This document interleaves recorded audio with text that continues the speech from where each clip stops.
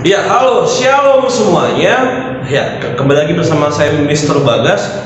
Kita akan melanjutkan pembahasan materi kita pendidikan agama Kristen kelas 8. Nah, sebelum kalian melanjutkan, buat yang belum siap, silakan kalian siap-siap dulu. Buat yang belum mandi, silakan mandi dulu. Buat yang belum makan, silakan makan dulu.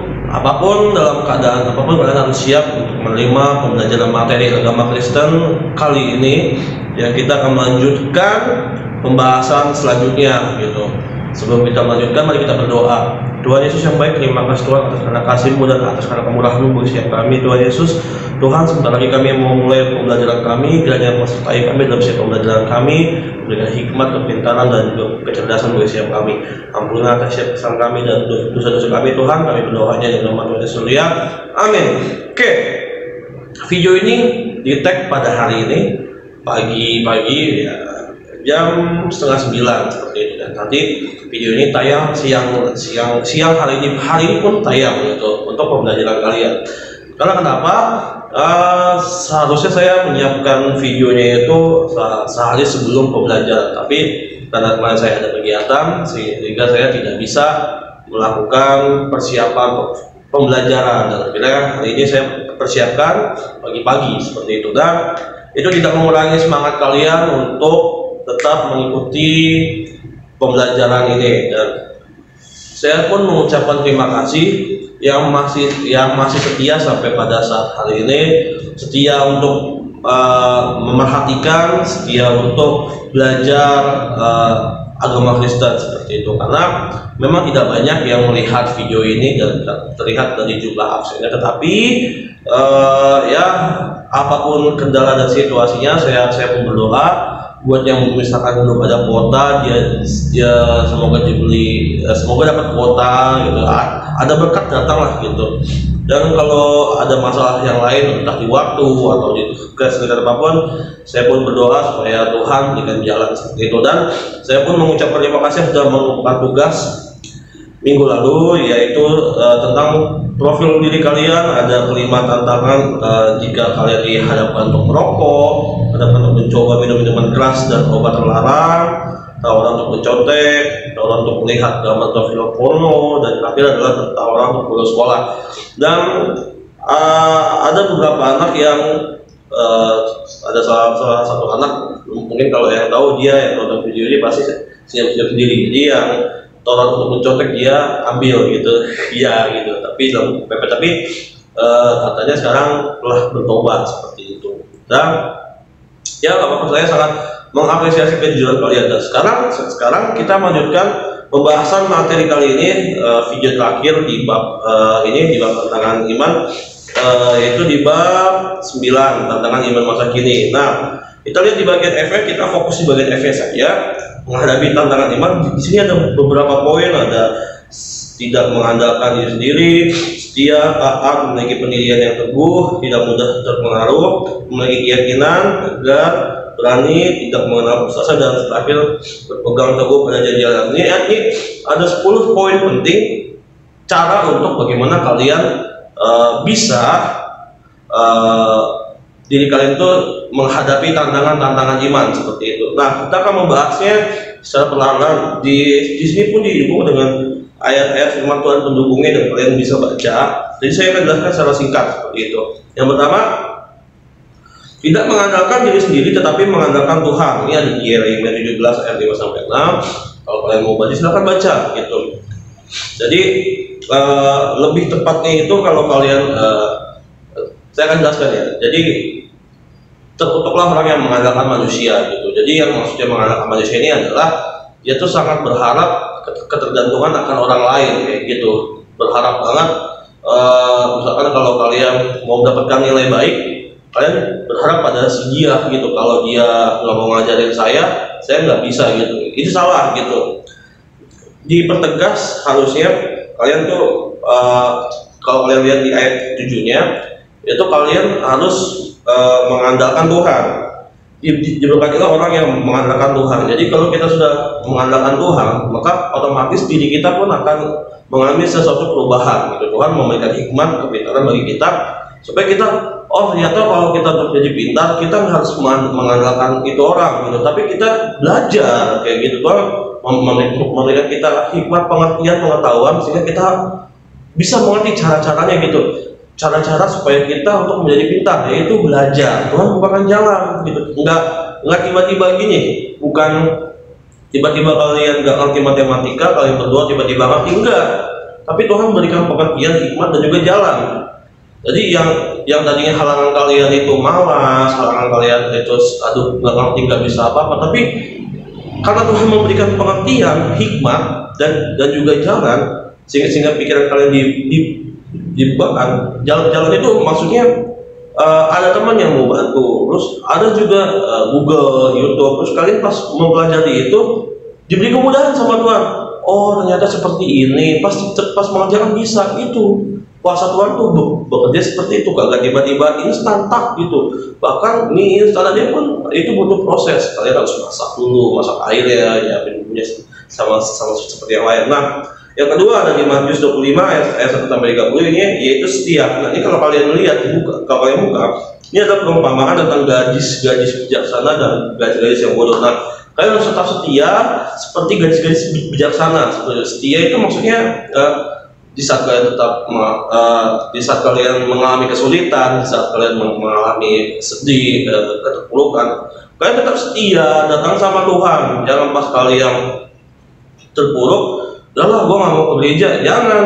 Misalkan kalian lagi depresi, banyak masalah di rumah, terus kalian nggak mau datang ke gereja gitu. Jangan. Kalian harus tetap setia apapun kondisi kalian. Kalian mau sakit pun, tapi kalau saat ini jangan. Kalau saat ini jangan gitu. Maksud jangan datang gereja, tapi ya khusus ibadah online di rumah saja gitu. Kalau kalian sedang sakit gitu, tapi kalau kalian sehat, terus kalau ada gereja kalian yang sudah mulai ada yang offline, terus ada yang online, ya silakan datang offline, tapi tetap ikuti protokol kesehatan, pakai masker, jaga jarak, cuci tangan, dan cek suhu tubuh seperti itu. Setia ya. Nah, taat. Ini di Kejadian 12 ayat 1 sampai 9 ini adalah kisah Abram gitu. Jadi pada waktu itu Abram disuruh oleh Tuhan untuk pergi gitu. Abram taat setia, nggak nanya pergi kemana Tuhan gitu. Aku nggak tahu tempatnya, nggak mau, mager gitu. Itu anak zaman sekarang tuh kalau kayak gitu kan bisa cek maps gitu. Aku nggak mau pergi kalau nggak tahu tujuannya kemana kayak gitu. Nah itu anak-anak zaman sekarang tuh. Tapi kalau Abram enggak, disuruh Tuhan pergi, melangkah pergi, Abram pergi. Nanti entah itu Abram nggak nanya tujuannya kemana, yang penting dia melangkah. Karena setianya itu loh, karena taatnya Abram itu enggak kira Tuhan datang, nampakkan diri, terus di sini tempatnya, oh di situ. Jadi Tuhan langsung memilih di situ. Yang penting melangkah aja dulu, seperti itu. Mulai aja dulu. Yang keempat, memiliki pendirian yang teguh. Di Yosua 24 ayat 14 sampai 15. Nah, ini pada waktu itu Yosua menghadapi bangsa Israel, penyembah-penyembahnya yang berhala gitu, sesat gitu. Nah, tapi Yosua ini dia mengumpulkan seluruh warga Israel, habis itu dia mengumpulkan pembaruan. Jadi harus setia menyembah kepada Tuhan Allah gitu. Dia yang di saat yang lain tetap menyembah berhala, Yosua tetap menyembah pada Allah Bapa seperti itu. Nah ini sangat relate sekali dengan kalian memiliki pendirian yang teguh di saat yang lain pun misalkan mengikuti trending zaman sekarang, punya handphone baru, punya sepatu baru atau apapun, gayanya makin gak karuan, gaya ngomongnya makin gak karuan gitu kan. Banyak kalian biar sosial media itu mempengaruhi diri kalian gitu. Tapi kalian harus bisa memfilter, harus bisa mempunyai pendirian gitu. Mana yang bisa kalian ambil, mana yang kalian enggak gitu. Jangan semuanya sosial media karena mengikuti perkembangan zaman, apa yang tren di sosial media kalian terapkan, jangan ya. Nah lanjut, tidak mudah terpengaruh. Nah ini sama seperti di bilangan 14 ayat 25 sampai 30. Nah ini nih pada waktu itu tuh bangsa Israel tuh sedang mengalami suatu pencobaan dari Tuhan Yesus, karena bangsa Israel yang bersungut-sungut, terus habis itu bangsa Israel yang ya pokoknya apapun itu. Nah ini tidak mudah terpengaruh. Ini adalah Yosua dan ada Caleb, terus habis itu ada generasi di bawah umur 20 tahun gitu. Pokoknya jangan sampai terpengaruh oleh orang-orang tua yang pada saat itu yang bersungut-sungut apapun itu. Terus hingga akhirnya yang masuk tanah Kanaan itu adalah orang-orang yang berumur di bawah 20 tahun. Seperti itu, generasi muda gitu. Makanya kan dibilang generasi Yosua, generasi muda yang masuk ke tanah Kanaan. Sedangkan orang tua yang di atas 20 tahun itu udah meninggal. Nah, makanya untuk itu kalian pun jangan sampai gampang terpengaruh tuh. Pokoknya harus memiliki pendirian yang teguh dan harus tidak mudah terpengaruh kayak gitu. Dan selanjutnya memiliki keyakinan yang kokoh. Ini saling keterkaitan ya. Pendirian yang teguh, tidak mudah terpengaruh, dan keyakinan yang kokoh. Ini tuh saling berkaitan gitu. Nah, tegar di tengah persoalan. Jadi kalau ada masalah apa kalian tidak goyah, kalian tidak tumbang. Nah, jadi kalian harus tetap kuat, harus tetap jangan sampai kalian menyalahkan Tuhan seperti itu. Nah, ini ada di Daniel 6 sama kisah para rasul 7 gitu. Di Daniel 6 ini kan kisah di gua singa. Daniel ya dia tetap tegar menyembah kepada Allah Bapa meskipun dia diancam dibuang ke gua singa, tapi akhirnya Tuhan melepaskan dengan mukjizatnya yang luar biasa. Sama seperti berani menanggung resiko. Ini di poin selanjutnya di Daniel 3, ini ada Sadrak, Mesak dan Abednego yang mengalami pencobaan. Dia harus dipaksa menyembah patung gitu, tapi mereka bertiga menolak, diancam dibuang ke perapian yang menyala-nyala gitu. Tapi pada akhirnya pun mereka siap menerima apapun resikonya. Yang paling kerennya adalah gini, meskipun Allah Bapa tidak menyelamatkan mereka dari dalam api itu, mereka tetap akan sungguh-sungguh menyembah Allah Bapa dan tidak akan menyembah patung itu. Itu yang keren banget, gila, luar biasa sekali. Dan selanjutnya adalah tidak mengenal putus asa. Ini ada di 1 Samuel 21, 24, 26 dan 27. Jadi kalau kalian baca, ini kisah tentang Daud. Nah, jadi Daud ini banyak banget mengalami pencobaan gitu. Jadi dia dikejar, diburu oleh Saul. Jadi Saul sangat membenci sekali sama Daud gitu. Jadi tapi Daud tegar gitu, meskipun dia terus hidup dalam pelarian, dia tidak menyerah gitu. Dia tetap harus bersembunyi gitu. Padahal Daud bisa aja melawan. Daud pada waktu itu diberi kesempatan untuk membunuh Saul gitu. Tapi Daud tidak mau membunuh gitu. Alasannya luar biasa sekali, karena Saul adalah orang yang diurapi oleh Tuhan. Dia nggak mau membunuh hamba Tuhan. Dia nggak mau membunuh orang yang telah diurapi oleh Tuhan. Meskipun sebenarnya Tuhan sudah mencabut kuasa urapan itu, tetapi Daud tetap tidak mau. Seperti itu, saya tidak mau membunuh orang yang telah diurapi. Keren banget gitu. Jadi dia tetap dalam pelariannya itu, dia tetap setia sama Tuhan, terus dia tetap maju tak gentar seperti itu. Keren banget.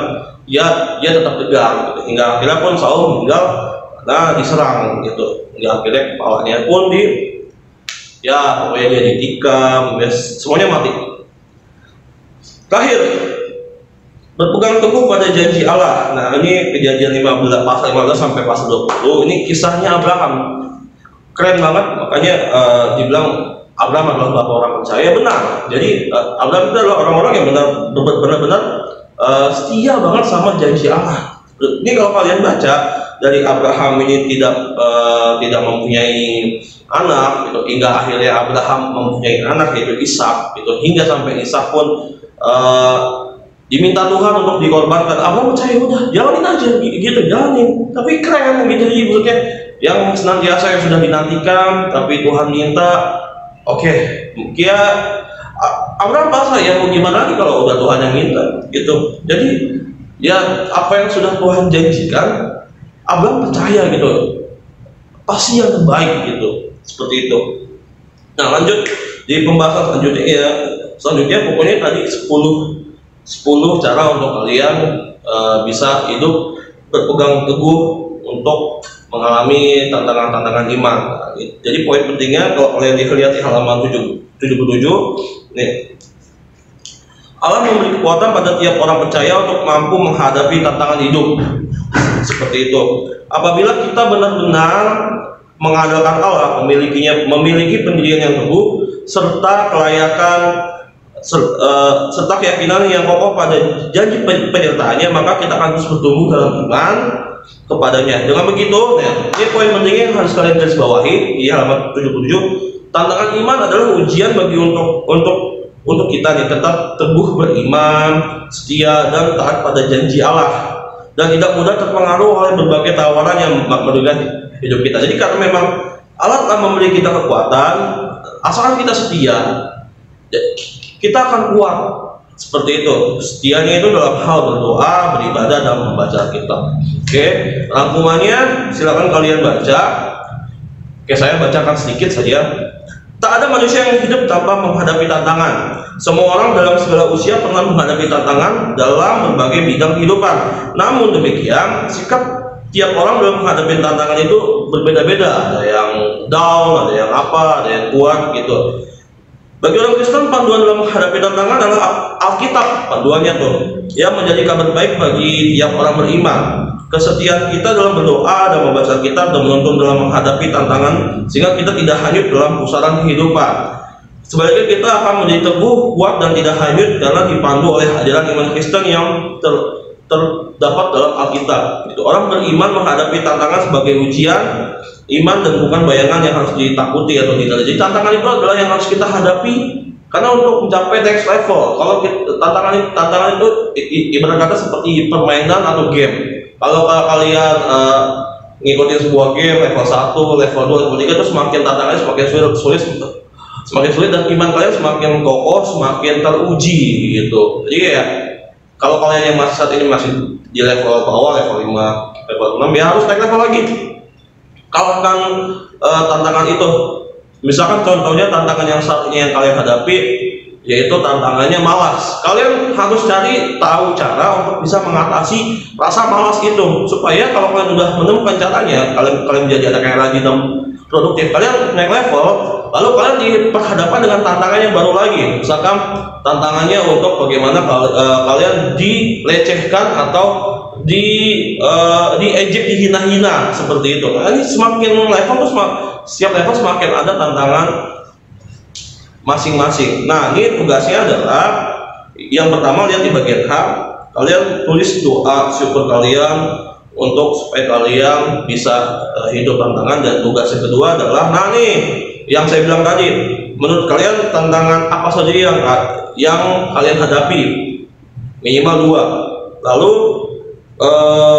kalian tulis tantangan itu, kalian tahu nggak cara untuk menghadapi tantangan itu gitu. Kalau kalian belum tahu, tulis. Kalau kalian sudah tahu, berarti kalian sudah mengalami naik level seperti itu. Tulis minimal 2. Kalau lebih ya puji Tuhan.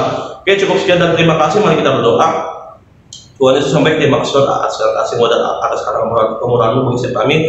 Tuhan, kami telah belajar bagaimana 10 cara untuk menghadapi tantangan iman Tuhan Yesus, dan kiranya setiap apa yang kami dapat kami terapkan dalam kehidupan kami. Tuhan Yesus, Engkau berkati sekolah Danbi, guru-guru dan anak-anak Danbi, dan juga keluarga mereka Tuhan Yesus, dan ampun atas siapa kami dan dosa-dosa kami Tuhan. Engkau berkati Indonesia. Kami berdoanya di dalam Tuhan Yesus. Haleluya. Amin. Oke, cukup sekian dan terima kasih. Tuhan Yesus memberkati. Jangan lupa pertemuan berikutnya kita penilaian harian. God bless.